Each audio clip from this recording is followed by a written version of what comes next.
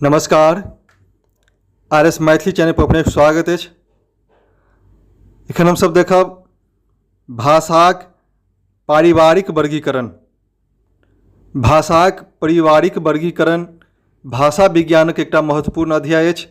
एहि अध्याय से सेहो मैथिलीक विभिन्न प्रतियोगी परीक्षा सबमे प्रश्न पूछल जाइत अछि। तऽ एखन हम सब देखब भाषाक पारिवारिक वर्गीकरण।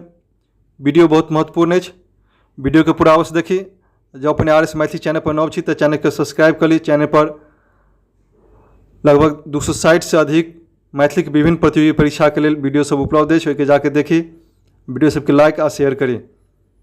तो अखन हम सब देख रहल छी भाषाक पारिवारिक वर्गीकरण। जहिना संसारक प्रत्येक मानव कोनो ने कोनो परिवार से जुटल छथि, कोनो ने कोनो परिवारक अछि, तहिना भाषा से हो कोनो न कोनो परिवार से संबंधित रहते अछि।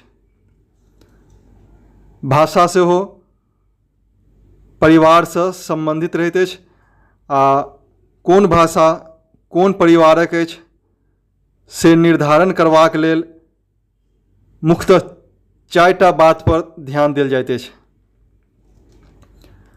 कोनो भाषा के पारिवारिक निर्धारण करे के लेल जे कोन परिवारक कोन भाषा अछि, ताहि के लेल मुख्य रूप से 4 गो बात पर ध्यान देव आवश्यक अछि। ई अछि स्थानीय निकटता। स्थानीय निकटता लऽ के सेहो निर्धारण कयल जाइत अछि जे कोन भाषा कोन परिवारक अंतर्गत आओत। एक बाद अछि दोसर शब्दावलीक समानता। जे समान परिवारक भाषा रहैत अछि, एहिमे शब्दावलीक सेहो समानता भेटैत अछि।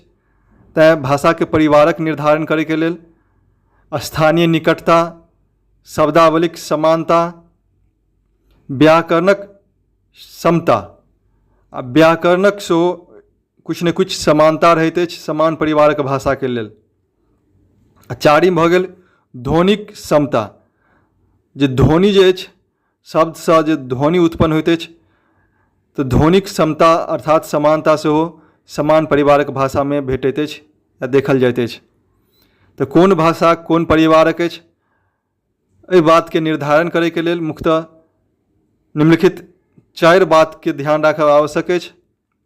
ई भऽ गेल स्थानीय निकटता, शब्दावलीक समानता, व्याकरणक समता आ ध्वनिक समानता अर्थात समता।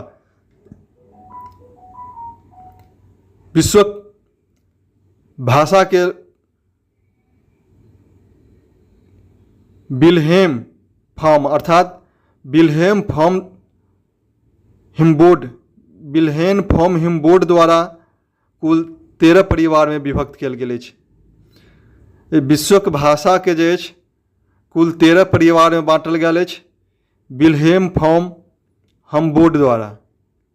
विल्हेम फॉर्म हिम्बोर्ड द्वारा विश्वक भाषा के कुल 13 परिवार में बाँटल गेल अछि। तो ध्यान राखी, पूछल जा सकैत अछि। अखन जे प्रश्न सब क्रिएट होइत अछि, प्रश्नक स्तर जे रहैत अछि, ताहि आधार पर पूछल जा सकैत अछि जे विल्हेम फॉर्म हिम्बोर्ड द्वारा विश्वक भाषा के कते परिवार में बाँटल गेल अछि। तो कुल 13 परिवार में बाँटल गेल अछि। और डॉक्टर देवेंद्र नाथ शर्मा द्वारा विश्वक भाषा के कुल 18 परिवार में बाँटल गेल अछि। तो देवेंद्र नाथ शर्मा द्वारा विश्वक भाषा के कुल 18 परिवार में बाँटल गेल अछि, सेहो ध्यान राखी। विल्हेम फॉर्म हिम्बोर्ड द्वारा 13 परिवार में बाँटल गेल अछि और देवेंद्र नाथ शर्मा द्वारा कुल 18 परिवार में बाँटल गेल अछि। आगा अछि भूगोलक आधार पर संसारक भाषा सबके 4 खंड में बाँटल गेल अछि। जेना पूरा विश्व के भौगोलिक आधार पर सेहो बाँटल गेल अछि, एशिया, अफ्रीका, यूरोप। तहिना विश्वक भाषा के जे अछि सेहो भौगोलिक आधार पर 4 वर्ग में बाँटल गेल अछि, 4 खंड में बाँटल गेल अछि। एक भऽ गेल अफ्रीका खंड, यूरेशिया खंड, प्रशांत महासागरीय खंड और अमेरिका खंड। तो यह 4 खंड में बाँटल गेल अछि भूगोल के आधार पर। तो पूछल जा सकैत अछि प्रश्न जे भूगोलक आधार पर संसारक भाषा के कुल कतेक खंड में बाँटल गेल अछि। ताहि प्रकार भऽ गेल अफ्रीका खंड। अफ्रीका के भाषा सबके ओहि परिवारक अंतर्गत अफ्रीका खंड के तहत जे भाषा के परिवार सब अबैत अछि तकरा अफ्रीका खंड कहल गेल अछि। आ यूरेशिया खंड, यूरोप और एशिया में जे भाषा के परिवार सब अछि ताहिके यूरेशिया खंड के अंतर्गत राखल गेल अछि। फिर प्रशांत महासागरीय खंड आ चारिम भऽ गेल अमेरिका खंड। तऽ भूगोलक आधार पर 4 खंड में बाँटल गेल अछि। आगाँ देखब हमसब जे अफ्रीका खंड में 5टा भाषाक संख्या अछि, अर्थात 5टा भाषाक परिवार अछि अफ्रीका खंड के तहत। तो पाँचों ध्यान राखी जे पूछल जा सकैत अछि अफ्रीका खंड में कएटा भाषाक परिवार अबैत अछि। तऽ भऽ गेल अफ्रीका खंड में 5टा भाषाक परिवारक संख्या अछि। ई भऽ गेल बुशमैन, बाटू परिवार, सूडान परिवार, हैमेटिक अर्थात हामी परिवार और सेमेटिक अर्थात सामी परिवार। तो अफ्रीका खंड के तहत भऽ गेल 5टा भाषाक परिवार। एहिमे अछि बुशमैन, बाटू परिवार, सूडान परिवार, हैमेटिक, हैमेटिक के हामी परिवार सेहो कहल जाइत अछि, हैमेटिक अर्थात हैमी परिवार, और सेमेटिक अर्थात सामी परिवार, सेमेटिक के सामी सेहो कहल गेल अछि। अगिला अछि यूरेशिया खंड। यूरेशिया खंड जिसमें यूरोप और एशिया में बाजल जाय वाला भाषा के परिवार सब अबैत अछि। एहि खंड में कुल 8 गो भाषाक परिवारक संख्या अछि। यूरेशिया खंड में कुल 8 गो भाषाक परिवार अछि। ताहिमे से सेमेटिक जे अछि आब अफ्रीका खंड में चलि गेल अछि। यूरेशिया खंड में कुल 8टा भाषाक परिवार अबैत अछि। ताहिमे से अखन मात्र 7टा बचल अछि।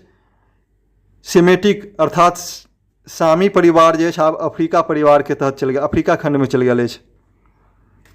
ताहि खंडक भाषा जे यूरेशिया खंडक भाषा जे अछि विश्वक संपन्न भाषाक अंतर्गत अबैत अछि। आ एहि खंडक भाषा सब प्राचीनतम साहित्यक कुंजी कहल जाइत अछि।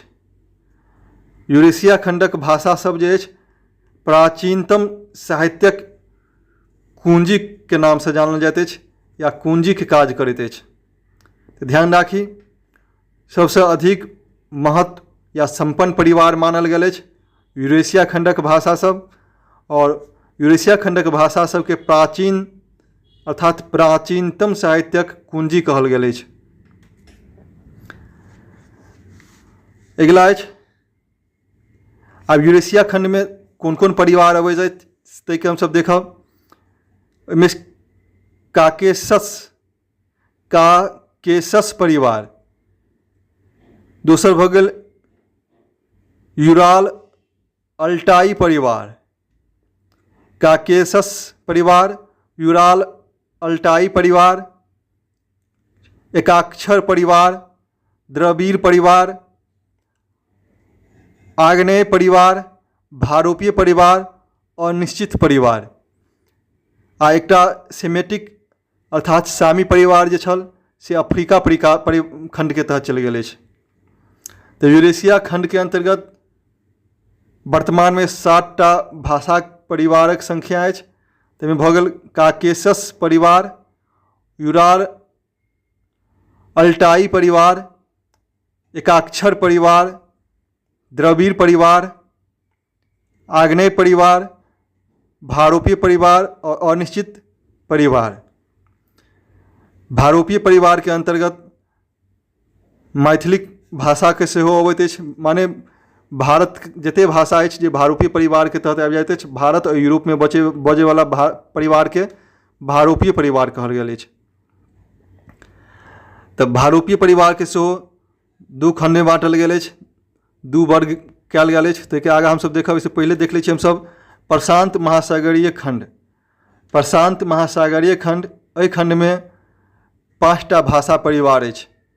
ताहिके मात्र ई ध्यान राखी, प्रशांत महासागरीय खंड के तहत कुल 5टा भाषाक परिवार अबैत अछि और अमेरिका खंड के तहत 3टा भाषाक परिवार मानल गेल अछि।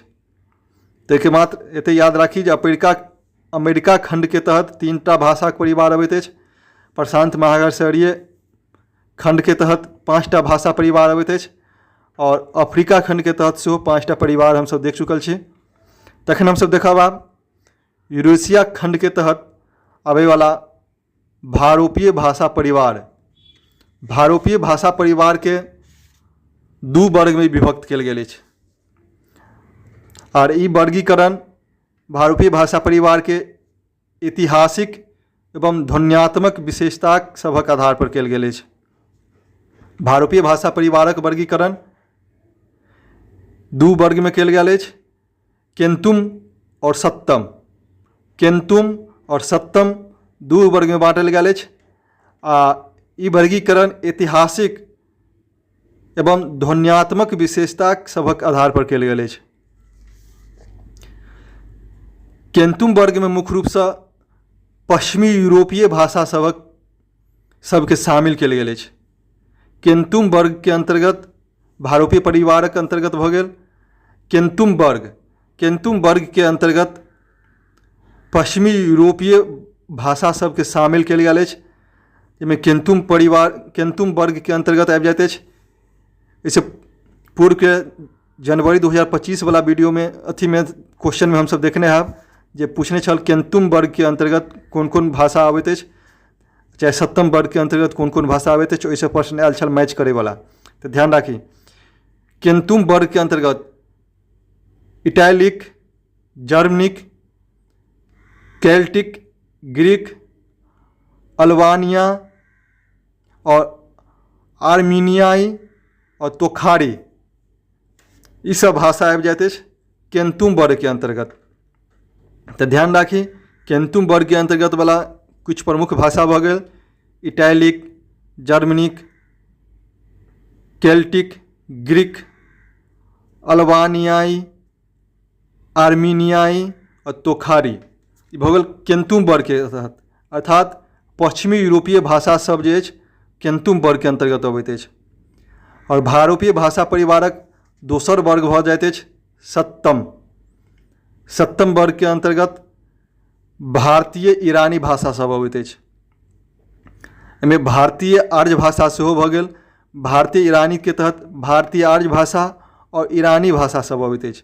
भारतीय आर्य भाषा के अंतर्गत संस्कृत, हिंदी, उर्दू, मैथिली, बंगाली, पंजाबी, मराठी, गुजराती ई सब आबि जाइत अछि। भारतीय आर्य भाषा जे सत्तम के अंतर्गत अबैत अछि, भारतीय भाषा परिवारक सत्तम वर्ग के अंतर्गत अबैत अछि। आगाँ देखब हमसब ईरानी, इहो सत्तम वर्ग के अंतर्गत अबैत अछि। ईरानी में भाषा सब आबि जायत अवेस्ता, प्राचीन फारसी, आधुनिक फारसी ई सब आबि जाइत अछि ईरानी शाखा के, ईरानी भाषा के तहत। और एक बाद सत्तम वर्ग के अंतर्गत आबि जायत स्लाविक और बाल्टिक। स्लाविक और बाल्टिक सेहो सत्तम वर्ग के अंतर्गत अबै वाला भाषा सब भऽ गेल। तखन हमसब देखलहुँ भाषाक पारिवारिक वर्गीकरण और भारोपीय भाषा परिवार में 2टा वर्ग कोन कोन अछि आ मैथिली कोन वर्ग के अंतर्गत अबैत अछि। इसे अगला वीडियो में हमसब देखब भारोपीय भाषा परिवारक मध्य मैथिलीक स्थान। भारोपीय भाषा परिवारक मध्य मैथिलीक स्थान। तो वीडियो केहन लागल कमेंट करके बताबी। जो अपने RS मैथिली चैनल पर नव छी तो चैनल के सब्सक्राइब करी, या वीडियो सबके अधिक से अधिक लाइक आ शेयर करी। बहुत बहुत धन्यवाद।